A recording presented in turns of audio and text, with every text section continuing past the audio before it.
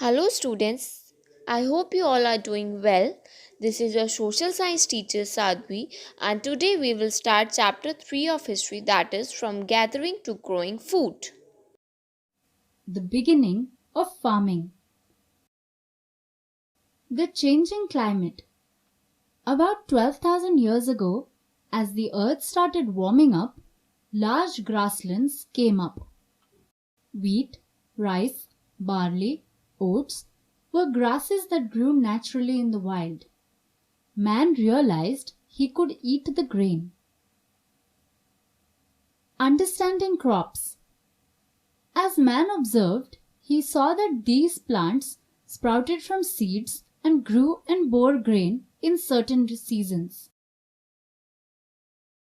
Man must have protected these plants from other birds and animals so that he could get the grain to eat. Beginning farming. Man must have tried to plant the seeds and grow these crops himself. This was the first farming activity. Once man could grow food, he could stay in one place and grow food around him. He didn't have to keep finding places where the food was growing naturally. Man could settle down. He didn't have to be nomadic anymore. As man harvested a lot of grain, he also had to think of storing it carefully. So he had big baskets or pits where he kept it.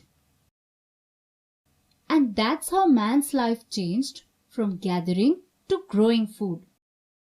Think and discuss. Once man learned how to farm, he did not have to wander around. He could settle in one place. Explain this statement. Domestication. The story of Mowgli. Remember who raised him as a baby? The wolves. Early man and wolves. There are many stories of children being raised by wolves. That's because a pack of wolves and a pack of humans is quite similar. Wolves and people. They live in packs. The pack is family based. The pack has a male leader with a female partner. The members of the pack trust each other but not outsiders. All members look after their young as a group. Early man and wolves. So in real life, this means that wolf cubs can adapt easily to life among humans too. About 12,000 years ago, man must have started having wolves as pets. Men and wolves hunted together and protected each other. Wolves learned how to live with man as a part of the group. All the dogs that you see today are descendants of wolves. Think and discuss. Wolves were probably the first animals that man started having as pets. Give any three reasons why that must have happened. Early man's herd. Man realized that animals like cows, sheep, and goats ate grass and were gentle. Man protected these animals from other wild animals, and from them he would get milk and fur. That is how man started herding animals. Scientists think that the first animals that man domesticated for food are sheep. After that were goats. Cattle and pigs must have been bred a little later. By herding animals, man had a constant supply of meat.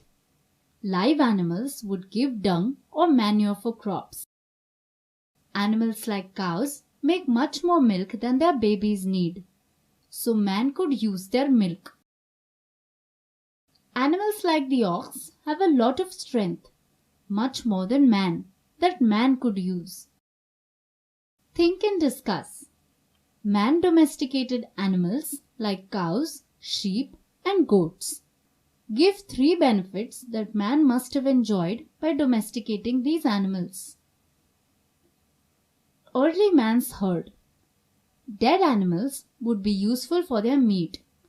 Their skin could be used as leather, their horns and bones for weapons, Their fat could be used for candles. Their hooves could be used for glue. Think and discuss.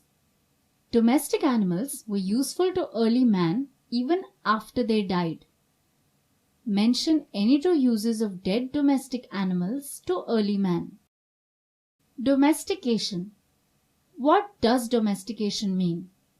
Domestication means adapting wild plants and animals for human use. Domestic species are raised for food, work, clothing, medicine, and many other uses. Humans have to care for domestic species. They have to raise them too. Domestic species cannot survive on their own in the wild.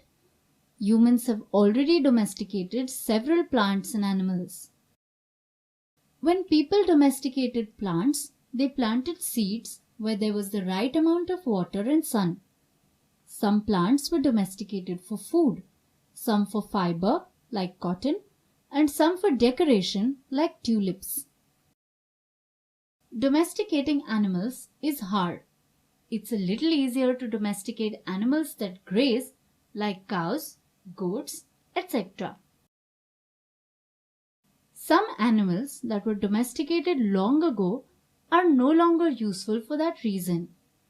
Dogs were domesticated for hunting but are now mostly pets. When people choose an animal or plant to domesticate, they have to check for lots of things. Is the plant or animal useful?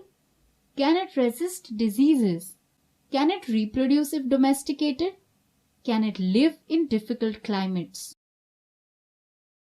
With many years of domestication, animals and plants start looking quite different from their wild ancestors. They also develop different characteristics and behavior. Dogs descended from grey wolves. Wild chickens weighed about 1 kg. Domestic ones now weigh about 6 or 7 kg. They give more meat. They also lay many more eggs. When scientists find a site, they look for animal bones and remains of grains. That tells them what plants and animals were domesticated by the people living there. A settled life. Early houses. Once man learned how to grow food and domesticate animals, he could stay in one place. Then he tried to make his life more comfortable. So he started building houses.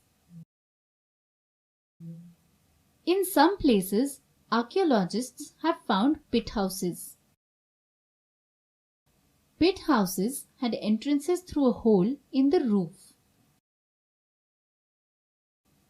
These houses were warm in the summer and cool in the winter. However, after about 15 years, the pit house would have to be abandoned. It could not last for very long. Stone tools in the kitchen. Archaeologists have also found stone tools at different sites that may have been used for cutting, polishing, and grinding grain. There were mortars and pestles. There were stone grinders. There were even flour mills. In fact, stone tools are made and sold in India even now. Stone tools are still very much a part of Indian kitchens. Other tools. Stone was one of the materials that early man used. Some tools were also made of bone. Many earthen pots were found too. Some were decorated. Archaeologists think that they may have been used for storing and cooking food. Fiber and fabric. Man grew plants like cotton so that he could use the fiber of the plant. Man weaved that fiber to make cloth.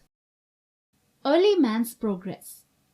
Early man progressed quickly in some places, and some continued living like hunter-gatherers. That's all for today. We will meet in the next class. Thank you.